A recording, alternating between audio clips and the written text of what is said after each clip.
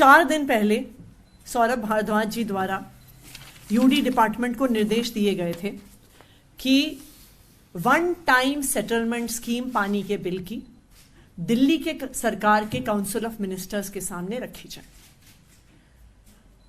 संविधान के अनुसार, जीएनसीटीडी एक्ट के अनुसार, ट्रांजैक्शन ऑफ बिजनेस रूल्स के अनुसार, यानी इस देश के सारे नियम कानून के अनुसार पॉलिसी डिसीजन लेने का अधिकार काउंसिल ऑफ मिनिस्टर्स को ही है। तो जब वन टाइम सेटलमेंट स्कीम आनी है तो इसका निर्णय काउंसिल ऑफ मिनिस्टर्स को लेना होगा। आज दिल्ली सरकार के एक मुख्य विभाग के सचिव, अर्बन डेवलपमेंट डिपार्टमेंट के सचिव मना कर रहे हैं कि हम प्रस्ताव को काउंसिल ऑफ मिनिस्टर्स के सामने नहीं लाएंगे। अगर एक अधिकारी काउंसिल ऑफ मिनिस्टर्स के सामने प्रस्ताव लाने से मना कर दे तो काउंसिल ऑफ मिनिस्टर्स निर्णय कैसे लेगा? और अगर काउंसिल ऑफ मिनिस्टर्स के सामने प्रस्ताव नहीं आएंगे तो दिल्ली सरकार की पॉलिसी कैसे बनेगी?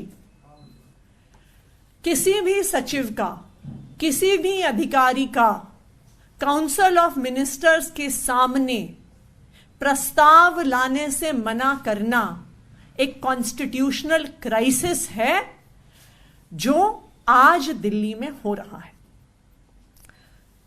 यूडी सेक्रेटरी ने, यूडी विभाग के सचिव ने बिल्कुल मना कर दिया मंत्री के आदेश मानने से।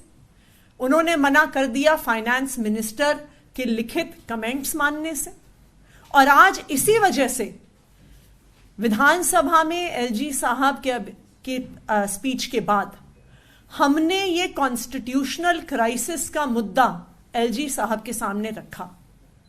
एलजी साहब कॉन्स्टिट्यूशनल हेड हैं government of NCT of Delhi की, इसलिए इस कॉन्स्टिट्यूशनल क्राइसिस को रिजॉल्व करने के लिए मुख्यमंत्री जी ने, यूडी मिनिस्टर ने और मैंने ये दलील एलजी साहब के सामने रखी कि अगर इस प्रकार का कॉन्स्टिट्यूशनल क्राइसिस क्रिएट किया जाएगा, अगर अफसर मंत्री की डायरेक्शंस नहीं मानेंगे, काउंसिल ऑफ मिनिस्टर्स के सामने प्रस्ताव नहीं लेकर आएंगे तो सरकार नहीं चल सकती है।